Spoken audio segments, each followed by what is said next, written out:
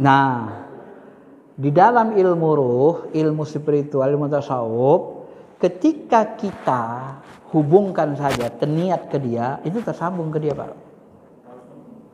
Nah, walaupun Bapak di rumah, karena alam ruh itu di balik ruang kosong ini gitu. Walaupun kita di rumah, makanya ketika kita kalau di dalam tarekat itu kan kita Fatihah ke Nabi SAW biar terhubung ke ruh masyayikh guru-guru kita terus terhubung sampai ke Abu Bakar.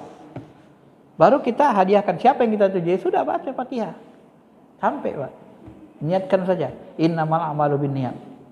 Maka di dalam ilmu spiritual, Fatihah itu ayat itu sampai. Ya semuanya memang dengan izin Allah. Tapi yakini saja, ana inda abdi dzanni. Saya sampai bertanya, kalau sampai bagaimana bentuk sampainya? Ya, kebutuhan rohani. Apa kebutuhan di alam ruh? Kalau bahasa lain, bahasa hadis, ini kita sampai hadisnya. Kalau dalam hadis itu anak yang membaca Quran, hafiz Quran, orang tuanya dapat pahala. Apa pahala yang dapat orang tuanya? Mahkota dalam bentuk cahaya. Nah itulah. Kebutuhannya sifatnya rohani. Diberikan mahkota dalam bentuk cahaya seterang matahari. Jadi hadis yang sangat populer kan. Anak-anak yang hafiz itu diberikan orang tuanya pahala. Nah kalau kita Fatihah ya dibentuk cahaya lah. Cahaya rohani. Kebutuhan rohani kan. Karena amalan itu sifatnya cahaya. Dan rohani itu dari cahaya. Maka kadang-kadang disebut dengan cahaya. Bisa ketenangan jiwa, ketenangan di alam rohani. Kita doakan dia, dia tenang, cahaya. Jadi cahaya sama dia kan.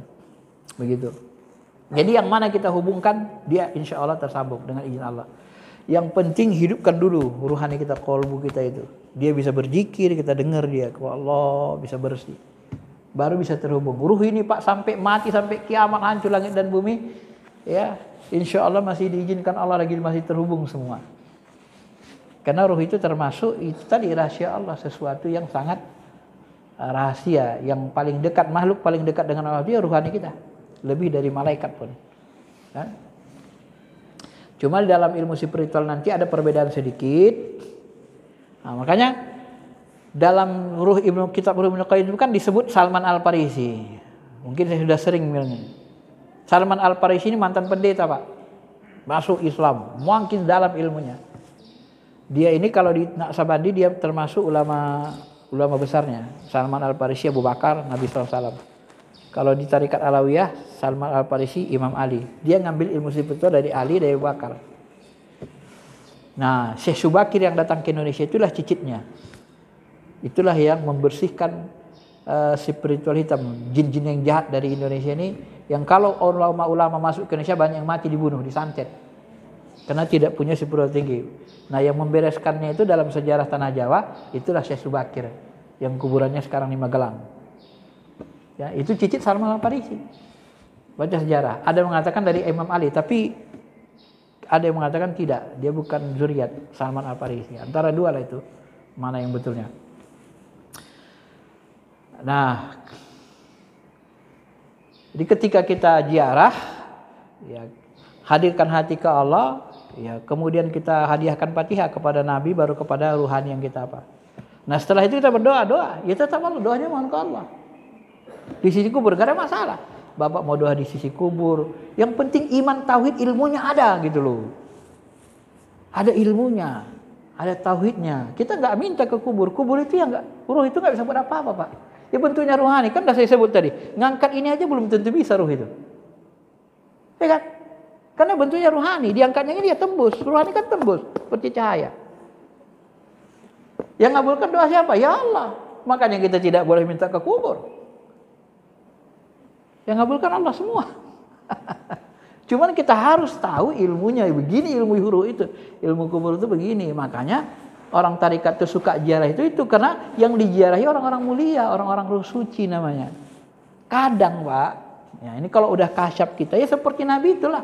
Lihat para nabi ruh. Kalau para wali. Mereka lihat. Ruh para wali itu ada di situ. Cahaya terang besar. Nangis mereka Pak. Melihat itu. Bersihnya rohanimu. Kalau bahasa kita, yang indahlah ruhmu, cantik sekali. Nangislah kita Pak. Makanya melihat ruh-ruh suci, orang-orang soleh itu yang di alam gaib, itu hati kita nangis. Rasa ke Allah kita kuat. Kalau lihat setan iblis, kita takut dibuatnya. rasa ke Allah kita kaget-kaget dilemahkannya. Nah, itu cirinya. Kalau melihat ruh suci, melihat malaikat, nangis kita, Pak, melihat keindahannya. Karena kedekatannya kepada Allah. Ya. Kalau Allah izinkan, terlihatlah ruh itu yang terang benderang. Cuma yang begini-begini agak susah kita membukanya kepada orang ramai. Kadang tidak semua orang bisa memahaminya.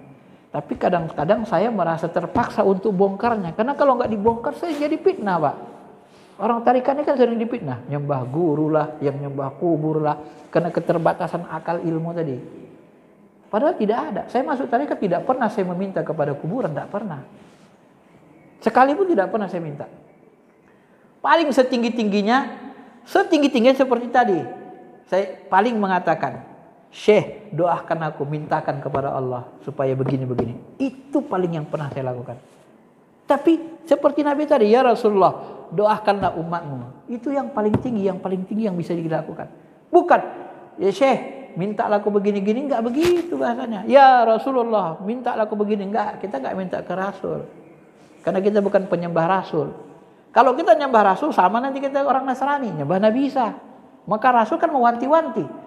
Sebelum dia wafat, dia wanti-wanti. La'anallah Yahudi wan Nasara. Allah melaknat Yahudi dan Nasrani yang menjadikan kuburan nabi-nabi mereka sebagai sesembahan. Itu diwanti-wanti Rasul sebelum wafat. Karena dia bukan Tuhan. Nabi bukan disembah. Nabi hanya ruhani yang paling mulia dari seluruh ruhani. Ruhani mulia. Manusia paling mulia dari seluruh alam. Itu saja. Maka kita tidak berdoa kepada Nabi, tidak berdoa kepada wali. Tapi berdoa mintanya ke Allah. Ya, terserah mau ruhani wali itu mengaminkan, ya alhamdulillah kan. Dia juga, makanya bahasanya dia juga nggak bisa apa-apa. Yang bisa apa-apa lah, Pak. Kalau yang bisa apa-apa, dia mati. Ngangkat ini juga bisa dia. Terserah, tapi karena kedekatannya kepada Allah, kalau diaminkan ya syukur. Kalau tidak ya gimana lagi. Semuanya tergantung ke Allah yang ngabulkan, bukan mereka. Nah, itulah ilmunya. Nah, rincinya begitu. Bisa dipahami Pak ya? Nah, rincinya begitulah ya. Ya, silakan. Makanya Imam Al-Ghazali itu kita disuruh sebelum belajar ruhani tarikat, kita disuruh syariat dulu, syariat, tarikat, hakikat. Baguskan dulu syariatnya Pak. Ya biar selamat. Ini ilmu yang dikasih salah satu guru saya, ini yang dari Habib. Saya bacakan. Panca indera mempengaruhi pikiran. Panca indera kita ini pengaruh kepada pikiran kita. Ya. Pikiran mempengaruhi hawa nafsu jiwa kita. Apa yang kita pikirkan berpengaruh kepada jiwa kita. Ya. Nafs jiwa kita mempengaruhi perasaan. Pengaruh kepada perasaan kita. Ya. Jika perasaan khawatir, tiba-tiba khawatir gitu gini-gini kan, ketakutan, maka dia akan memberi dua pilihan. Khawatir. Ada yang cari khawatir dia tak makan anaknya, kreatif dia Pak, cari kerja sana kemari. Hujan aja kan, kreatif dia. Bahaya nih kalau hujan begini terus. Dia buat payung, kreatif. Dia buat solusi. Satu, ada yang kekhawatiran itu dia menjadi terpuruk. Misalnya hewan buas sedang berkeliaran sekitar rumah. Kemudian kau sembunyi terus di rumah, enggak keluar-keluar. Anak isinya mau makan, dibiarkannya tak makan-makan. Tak keluar-keluar, enggak kreatif. Kalau orang kreatif, dibuatnya tombak macam-macam. Aku bunuh ini kalau melawan. Kan begitu kan? Kalau enggak kreatif, dia biarin aja. Ini tergantung kita merespon tadi. Saat panca indera melihat, mendengar hal-hal yang terjadi, pikiran bekerja mempertimbangkan hal yang mungkin terjadi. Kalau begini, maka jadinya begini. Mikirlah kalau begini jadinya begini. Pertimbangan tersebutlah yang terkena pada hawa nafsu jiwa kita yang memiliki kecenderungan tetap untuk berada dalam comfort zone, mencari posisi aman, wilayah aman. Dia kan ingin aman dia Pak. Apalagi kalau kita berperkara masalah hukum kan, takut dengan KPK gini, nyari posisi aman tuh, mikir itu.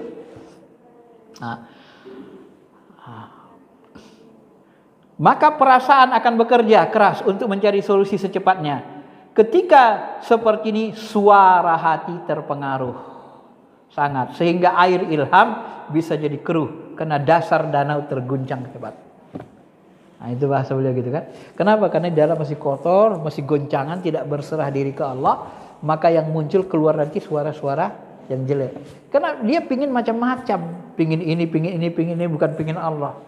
Maka ilmu tarikat ini Pak, tidak boleh niat kita yang lain kecuali Allah. Kalau niatnya mau jadi dukun nanti. Akhirnya kan sesat. Nah, banyak itu di Facebook itu pun sebagian teman-teman adik-adik murid mahasiswa saya pun mantan syariah ada yang sesat juga saya lihat. Sesat Pak, Bu. Ternyata ilmu syariat S1 nggak kuat, belum bisa menangkis. Kena pengaruh pemahaman. Yang dari setan itu sifatnya dekati kufur, kafir, kayak orang-orang liberal melecehkan Quran, itu dari setan itu. Masuk kepada dia, kena kotor. Makanya kita harus bersihin terus. Bersihnya apa ya? Beramal, istighfar, sholat wajib, sholat sunnah, zikir sunnah. Biar dasarnya bersih, danaunya bersih. Kalau danaunya bersih nanti keluar bersih dia, bisikan itu. Kalau kotor nanti terpengaruh dia. Gitu bahasanya ya. Bisa dipahami ya? Cukup? Ya.